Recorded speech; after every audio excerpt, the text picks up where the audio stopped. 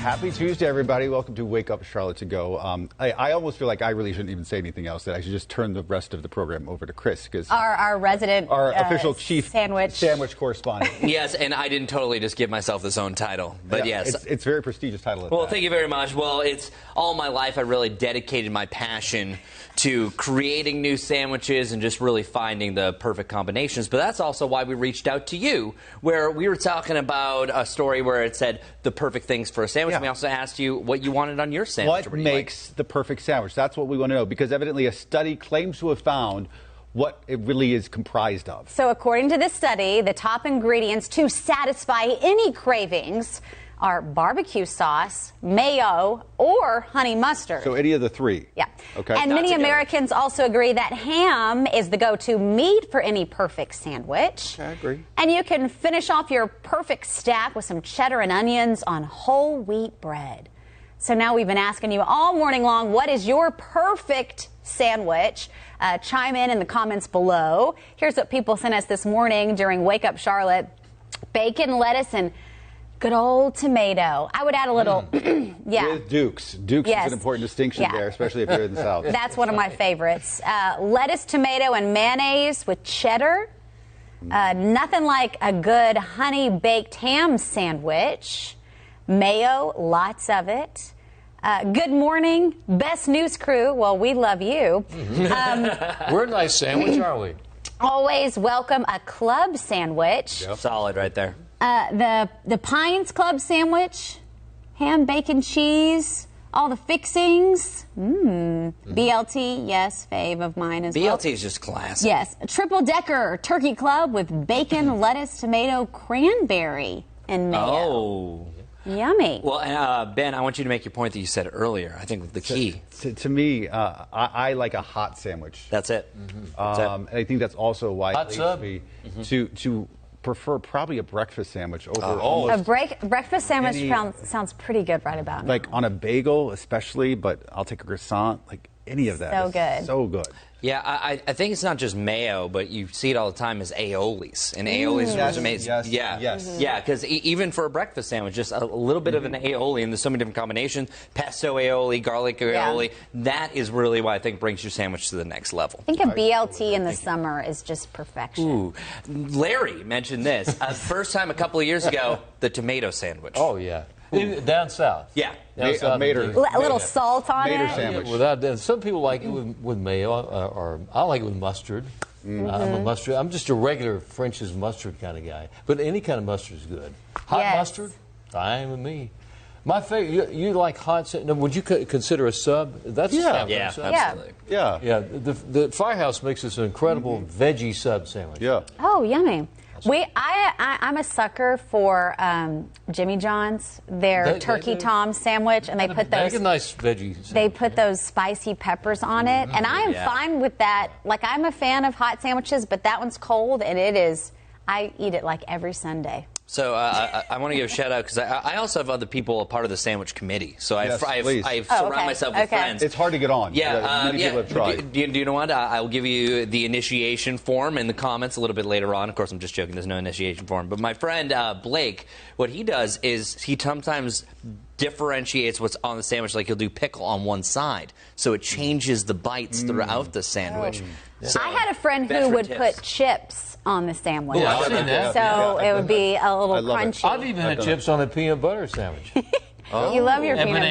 butter. Peanut butter and banana. Oh, that's like the Elvis sandwich, right? That's right, Peanut baby. butter. Elvis, the way they made that for him, it was like a whole loaf of bread they carved out and just loaded it up with mayonnaise and loaded it up with peanut butter and bananas and baked it.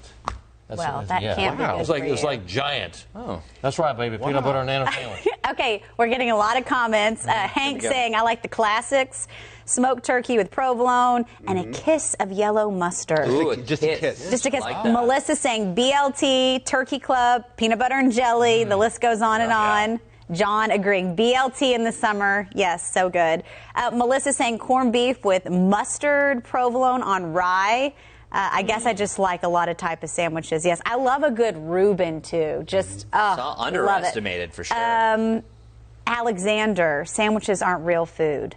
Oh, okay. Well, To each their own. Well, Alexander, I'm sorry. We're not going to be friends.